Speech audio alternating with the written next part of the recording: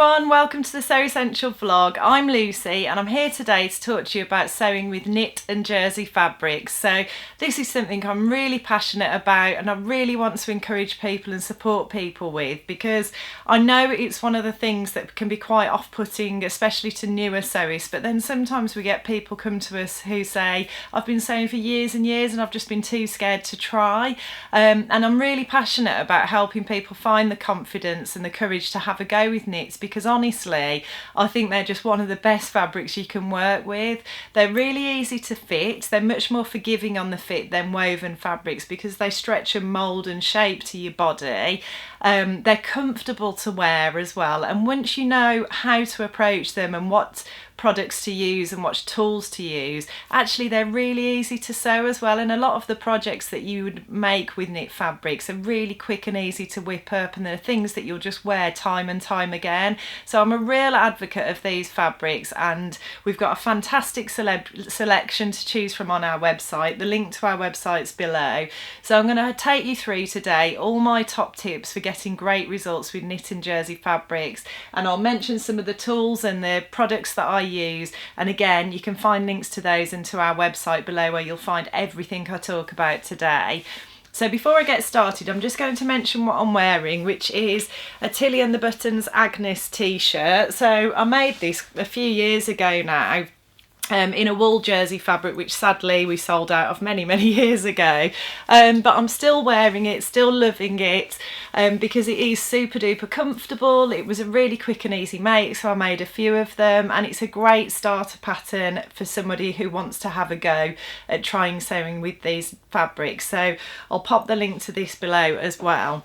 But anyway, let's get started. So I think the first thing that's really important to understand is how to choose the right knit or jersey fabric. Now, what's really important here, there are lots of different types. So there's Ponte Romas, Scubas, cotton jerseys, viscose jerseys, polyester jerseys, you know, there's so many different variations, and that alone can be quite off-putting because you can think, oh, I don't know where to start, which one do I need? And what I would say is start by choosing a pattern, obviously, that is for knit fabrics. And then if you do that, that's usually denoted on the front of the packet somewhere or made quite clear. But choose a pattern that's made for knit or jersey fabrics, and then that pattern in some shape or form will tell you how much stretch your fabric needs, and that will help you to choose the right fabric for that pattern. So the patterns from the commercial companies like New Look, Simplicity, McCall's, Butterick, Vogue, they will usually have, this is actually the first knit or jersey item that I ever made. I made the t-shirt from this pattern. This is the actual pattern. It was the first time I ever sewed with jersey fabrics, and it was about the fourth project that I ever made.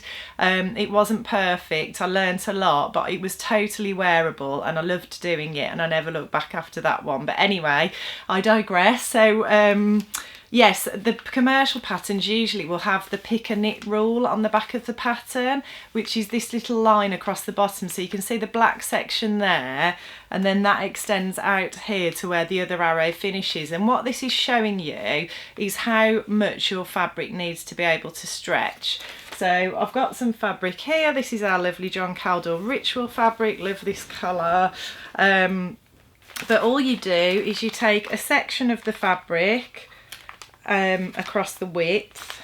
For jersey fabrics, some will stretch widthways and lengthways, others will only stretch widthways, but when you're looking at the pick and knit test, you want to be looking at the stretch across the width, because that obviously that's the way that it's going to fit across your body.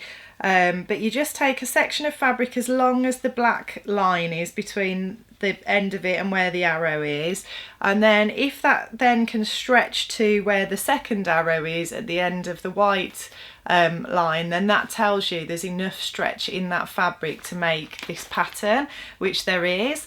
Some of the indie patterns will tell you a percentage rather than give you the pick a knit rule.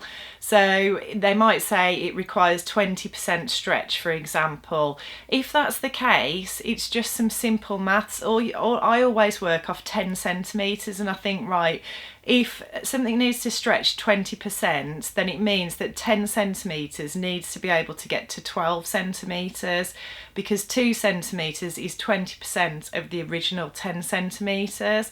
If it needs 40% stretch, it needs 10 centimetres of fabric needs to be able to stretch to 14 centimetres, and so on.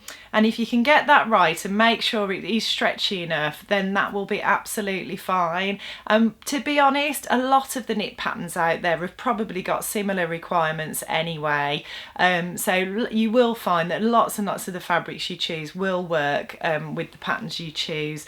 So it isn't as complicated as it might seem, and lots of them will be suitable for each other. But just make sure you're using a pattern that's designed for knit or jersey fabrics, because they are designed with what's called negative ease. So the pattern pieces are actually going to be smaller than your body, because the fabric will stretch to fit round your body.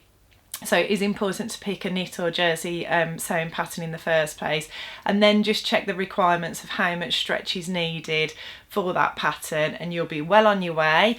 As always pre-wash your fabric.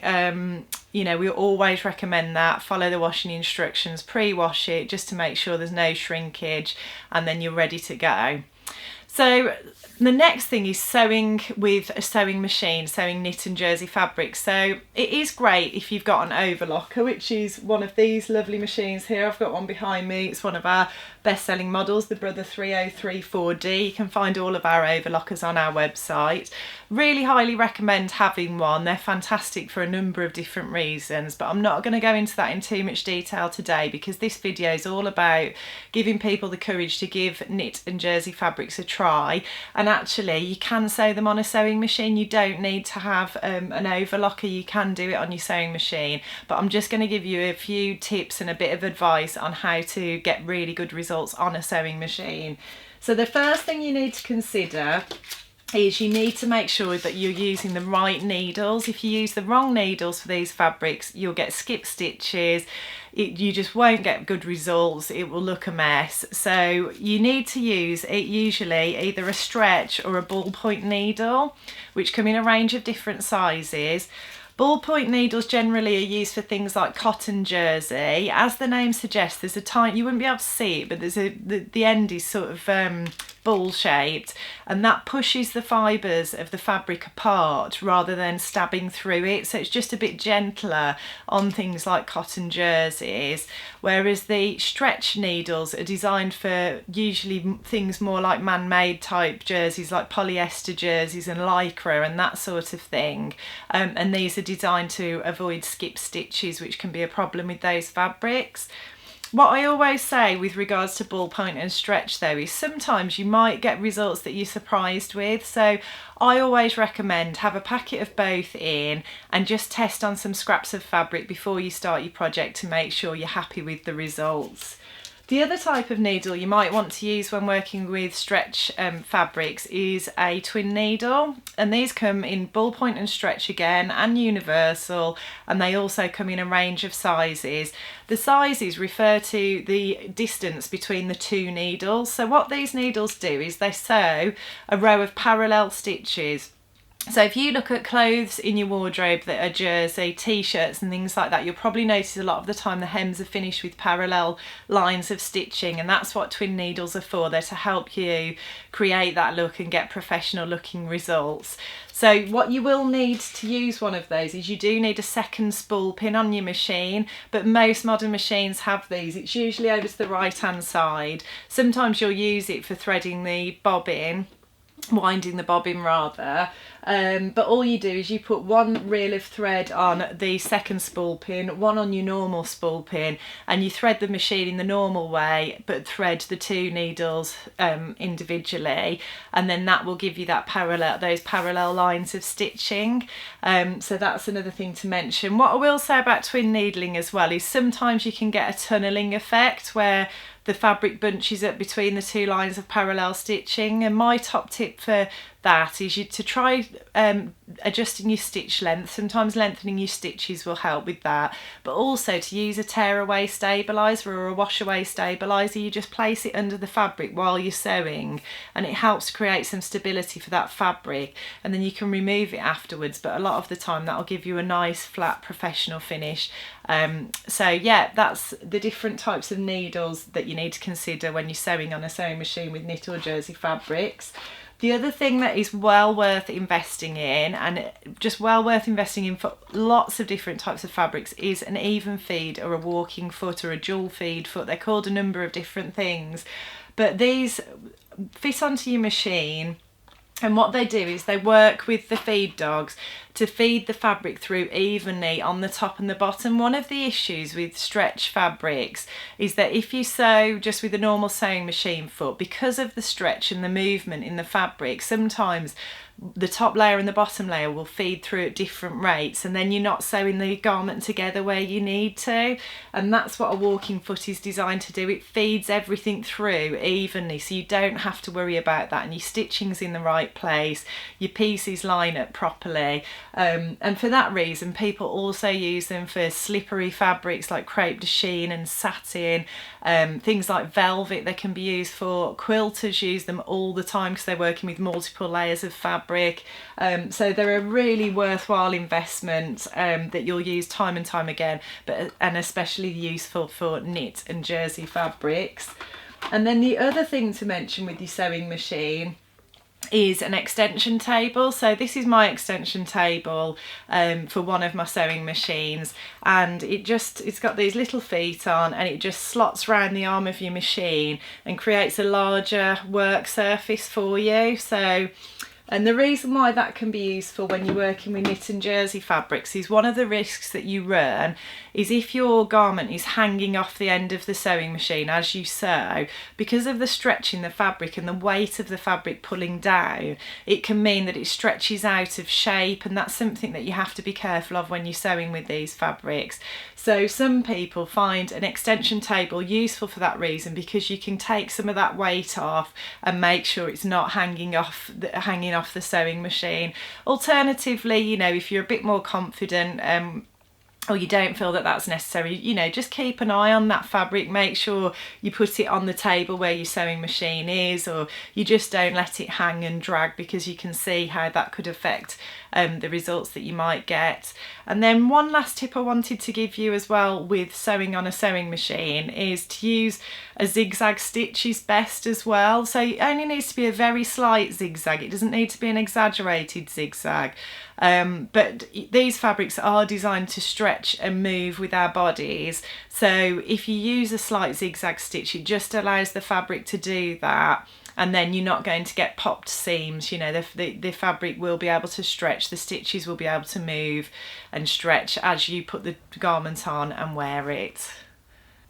Okay, so although we're not focusing on overlockers in this video, I did want to just give you a quick brief outline of what overlockers are and cover stitch machines, just so you know and you're aware of why these machines might be useful. And then I'm going to talk to you about some really important tips for whatever method of sewing you're doing with knit and jersey fabrics to get really good results.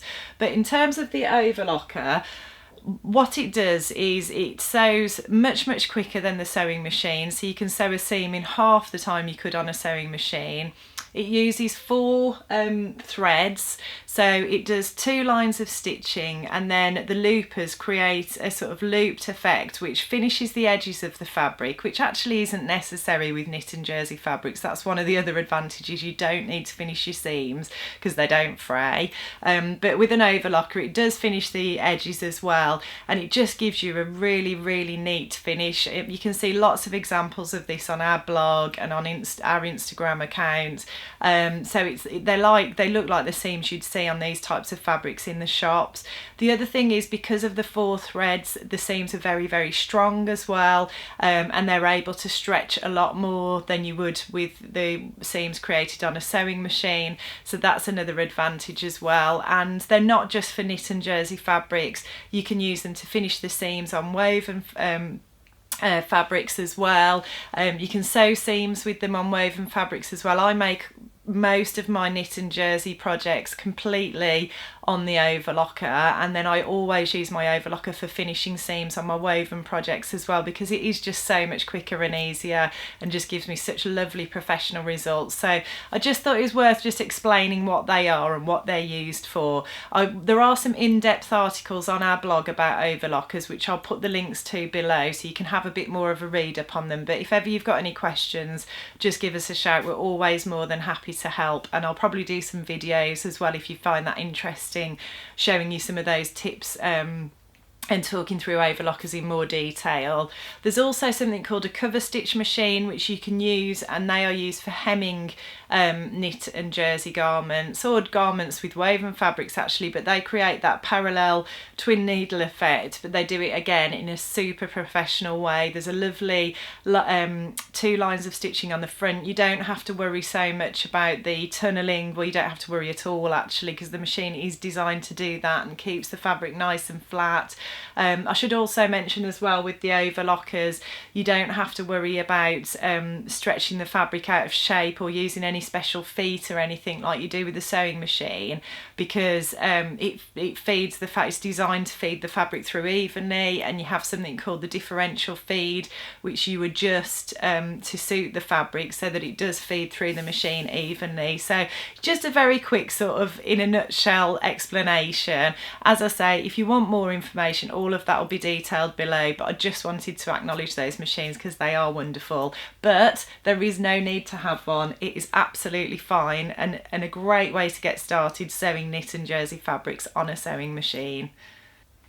Okay, so we've talked about how to get good results when you're sewing in terms of the sewing machine needles, the feet to use, not letting the fabric hang off the machine. But there's a few other things that you need to consider when sewing knit and jersey fabrics as well. But they're dead simple, but these are absolutely critical to getting good results. Now, the first thing that you have to do with every knit or jersey project, if you're making a bodice or a top, for example, is you need to stabilise the shoulder seams, because the fabric is stretchy.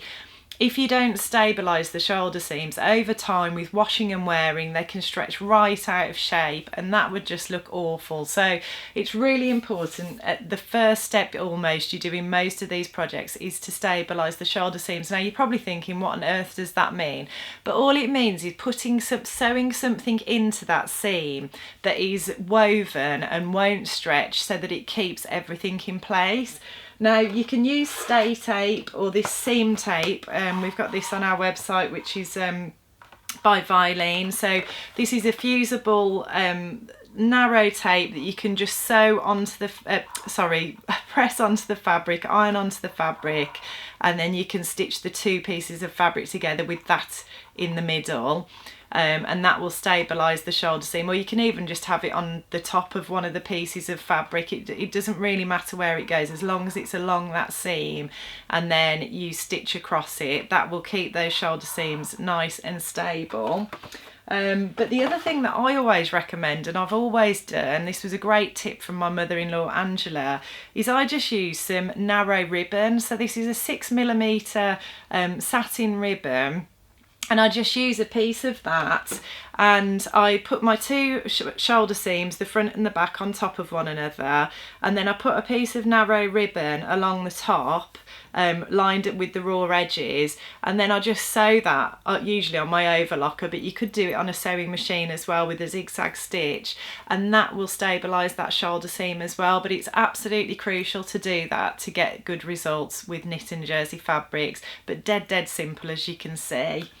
Now, the next thing you need to consider is you may also want to stabilise, well, you will need to stabilise usually the neckline, sometimes the armholes. I never really bother with the armholes, to be honest, but certainly the neckline, because you don't want anything to stretch out of shape when you're sewing, or when you wash and wear your garments as well. And there's a number of different products you can use to do this. One of the products I absolutely love, and I use pretty much every knit or jersey project I ever do, is stretch interfacing. So we do this in black and in white. It's iron on, so it's fusible, and it actually will stretch like your fabric will. So what this does is it stabilises the fabric, but it still allows it to move like it needs to. It's just amazing, wonderful stuff. And sometimes what I do is I just cut a sort of narrow section and iron it on around the neckline if I want to stabilise around there. I'll often stabilise neck bands with it, so you can see there's a separate band on this top which I've finished the neckline with, which is a really common way of finishing necklines on knit and jersey fabrics. And quite often the pattern will tell you to do this. You can just use some stretch interfacing, cover the entire back of the wrong side of the neckband with the stretch interfacing, and that will just stabilise that neckband. While we're on the subject of neckbands, the other thing I should say as well is that your neckband, if you are attaching one, should always be slightly shorter than the actual neckline of your top. When you're attaching it, you should need to pull the neckband slightly to get it to fit the neckline, and that's because as you sew it, when you sew it on and you attach it in that way, it draws everything in and the neckband will lie nice and flat. And that's the mistake I made with my first ever knit and jersey project. I didn't realise that you had to do that, and I just sewed the neckband on. I think it would, it was a similar size to the neckline, and it was just a little bit baggy. And what I often find is the pattern obviously is supposed to be drafted so that the neckband is the right size, but often I find that the neckbands aren't quite small enough. So what I always do is I test it along the neckline first and make sure that it's smaller, and if it's not, I'll reduce the length of the neckband. But there's a video with some great tips about all of this and how to attach a neckband on our YouTube channel, so if you get on and have a look at that, you can find out about that in more detail. But anyway, stretch interfacing for these projects, anywhere that you need to interface, fantastic stuff, and we do it in black and white. The other option you've got for stabilising things like necklines and armholes is this another Vilene product, and it's called bias tape. So this is designed to go round curves, and it's an absolutely fantastic product.